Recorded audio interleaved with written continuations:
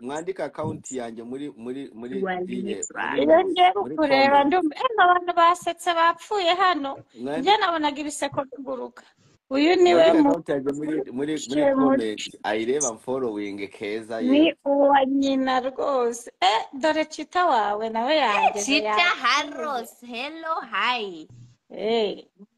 Shaka Ddumba rero Keza ongera ubwire ngo abagabo bose bakunda mama baba bafite igipara ni ukuri kw'Imana umuntu wese abatari seriye baba bafite umusatsi ariko bose bafite igipara baramukunda ku mutima.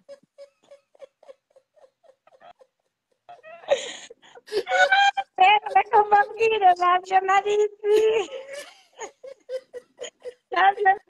nanjye umunsi abimbwira narasetse ndarira nenda gupfa uzi ko naje kubireba ngasanga nibyo iyo umutipe ambwiye hayi akambwira ngo mba nimero nkabona nta musatsi afite bitambwiye ko telefone yazimye Keza no daragiye mubwira ko telefone yanjye yazimye nkamuha nimero yanjye nagera kuyanyuma nkamuha iyindi niba iherwa na 55 nkahita nshyiraho 5 basi nkagenda.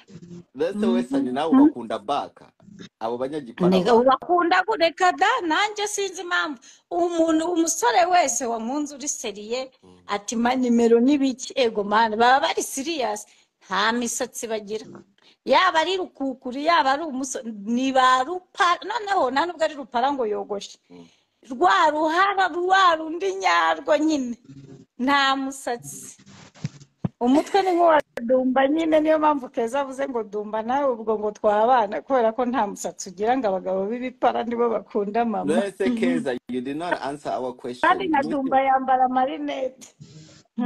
Keza, do you think over K, do you think me and your mother can match? Do you think we're a good match? Depending on the personalities. What which do you personality think? do you Personality ni hushaka wowe. I don't really know. kandi abantu bajya bemera ko Ddumba ari papa wa Dore nawe afite inyinya nawe ugira inyinya. Ngewe ngira inyinya Ivansi. Ufite inyinya? Ivansi.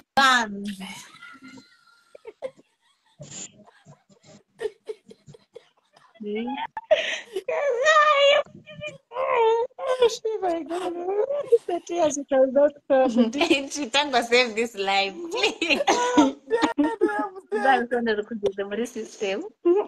Nabusenda ntabwo bigeze muri system. Sani wambabari wavuga nugasevinga iyi live ndakwigize. Ndayisaving nza kuyisavinga live sawa. Inyinya yawe sivanze ni iki ke? Abo basa n'umukara na bari coding hagiye gute? Ancestors wanje bari bafite amenyo. Inyinya you don't have to record. Aba recording abihorere. Aba saving we abantu baraza tuza kuza tubikuremo. Mufite inyinya mwese. Tiyangira abanza yawizwa Knowless niki ego.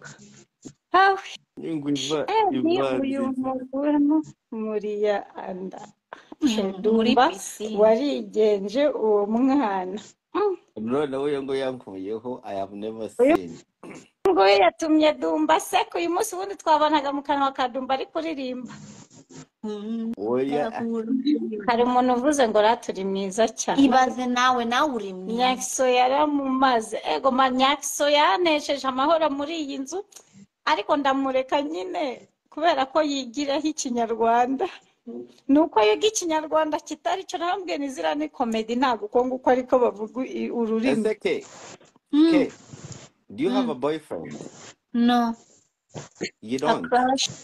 Most guys think I'm ugly because of my tooth, but you know what? Slay. The whole world will know. Even Kagame will clap for me. He'll be like, that's my daughter. Looking nice. Beautiful. Nice. Very beautiful, very elegant, just wow. I think they should reduce your mount. My mouth is perfectly fine. Sorry, nikuti simoni yashiraho lip gloss. Ngaho ndumva ko engine zakozwe. Nurangiza gukora amenyo yawe uzahita boyfriend. Nzasekera abantu bose numve ko nzajya mfungura umunwa 24/7. Oya. N'umuntu yambira pole cyangwa ngwishije hasi ndi guseka gusa. Nereka amenyo yawe. Oya mbwira Keza uravuze ngo abahungu ntago bagushaka kubera babona ko ufite nyine amenyo kubera bavuga ko ufite amenyo mabi. Uribaza ko nukora amenyo noneho bazagukunda.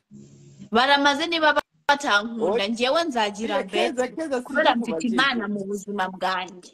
Keza oya cyane kukubaza ibibazo. Oya niwe nakubaza ati noneho nuwakora amenyo yawe uribaza ko noneho abahungu bazagukunda.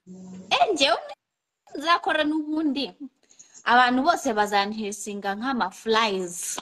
They'll chase me like flies.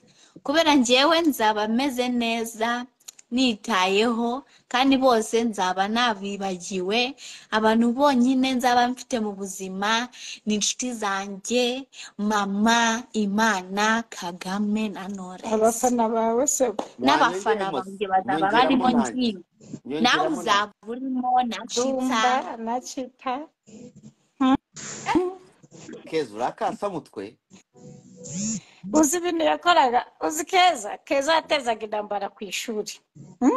Kubera iki batajya bavuga kubera u Rwanda, history of Rwanda, kubera iki mutageze mu kuvuga, kubera iki mugavuga ntabwo ndi bushashinge niba ndabinyije. Yarataga yabyimbye akajya ku ishuri akaza ati rwose ati ngewe ati ibi bintu sibyo.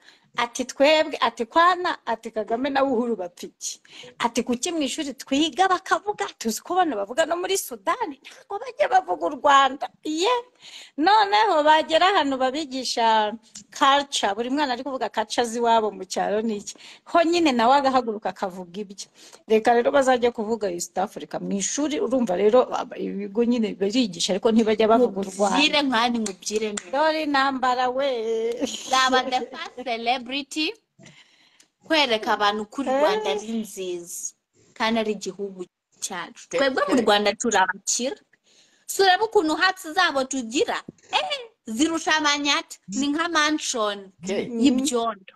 Keza umva Keza ndashaka nkubwira ijambo urimvugire sibyo vuga ngo Samson. Oh, you're trying to test me. Oh, I can say anything. Samson, soup. Soup. We have soup. And then you wanted me to say soup. Samson.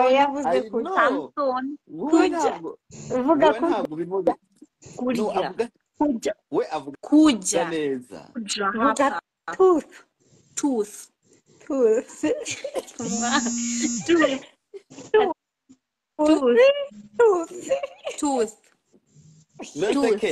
Ke umbwire ni ryari bazakora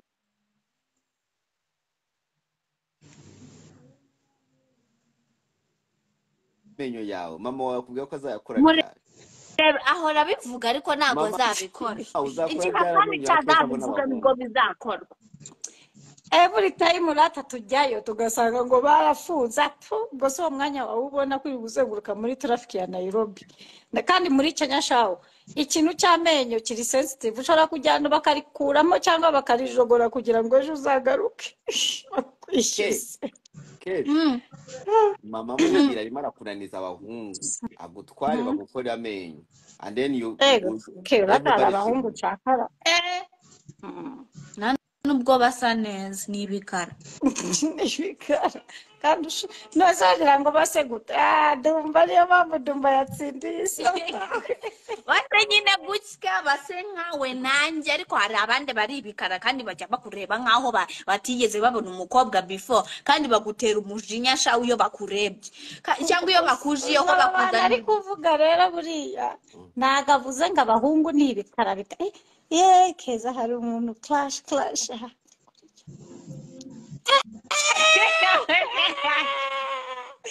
Keza wigeze kugira crush wewe.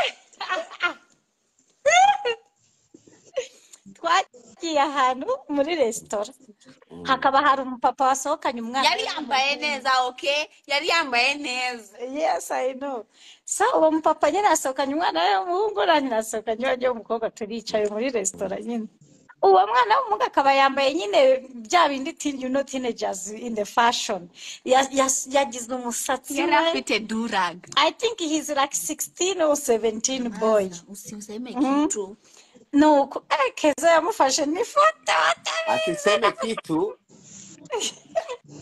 Ndavuga nti ni nari nzi ko ukunda abashinwa apana abahungu birikara uza abantu Hari abandi nyine bareba neza umuntu akavuga wow. Ubwo rero nibyo nshaka ngusobanura ikinyarwanda. Yari yambaye ikintu ku mutwe.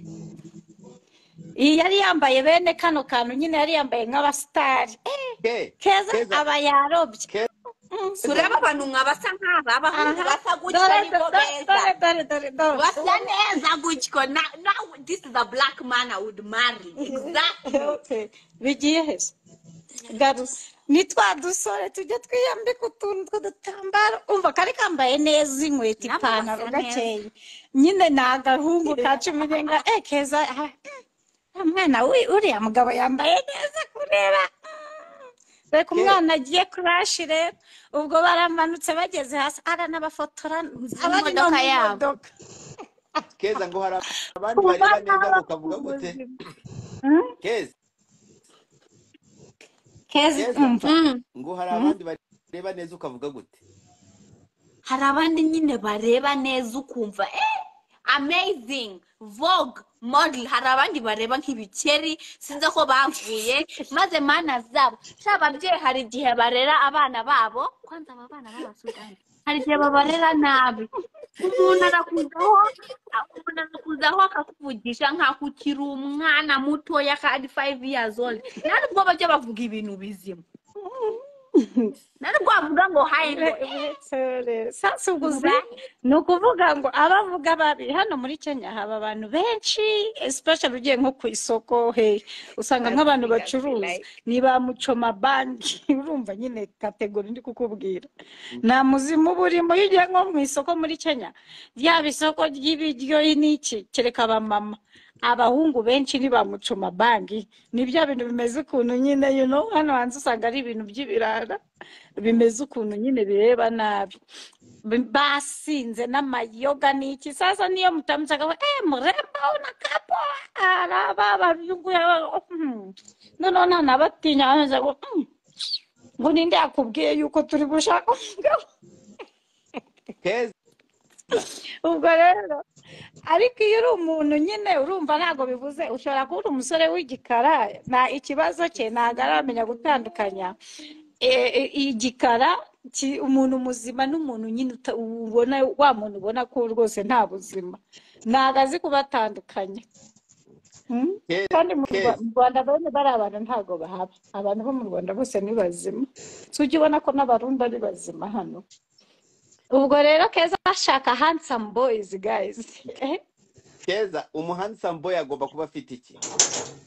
Wa mugore yaranyishe. Nkubwira nawe ni umunyazi agomba kuba 6 feet tall and he has to have hair that comes from like this. He has to have a six pack. It's not okay. It's okay if he doesn't have a six pack. He does not need to be that strong, but a fine muscle would be fine. He needs to like to wear black. He needs to be a CEO. He needs to always be attending. He needs to always be attending my performances and on stage. He needs to be cold and quiet. He needs to be collective and calm. He needs to be a man of God. And also on top of that, he needs to know how to cook. He needs to know how to braid my hair. He also needs to be cleanly shaved. No beard.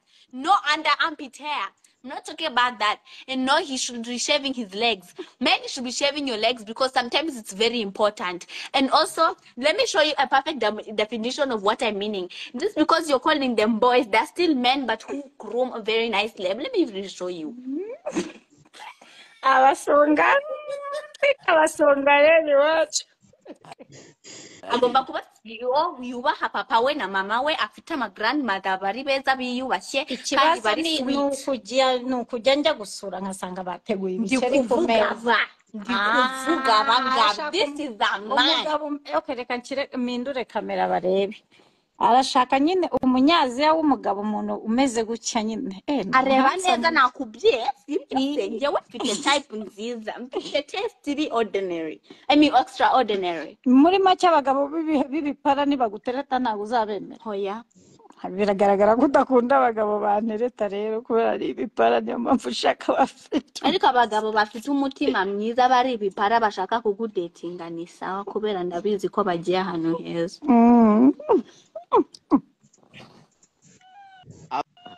abagabo batereta mama we ni ahantu heza nyine abagabo bafite ibipara nimba ari abana beza bafite imitima myiza ntarebe ngo kuko nzaba ngiye bafite aka kamaso niko keza dore bafite ako kamaso niko keza akunda abagabo b'abanyaziya dore mwabonye tayipu ubwo nimba uteye gutya uzaze uterete keza niba uri umunyaziya ariko nimba wambara za pantaro zimeze nk'ijipo zo kujya kubagarura niko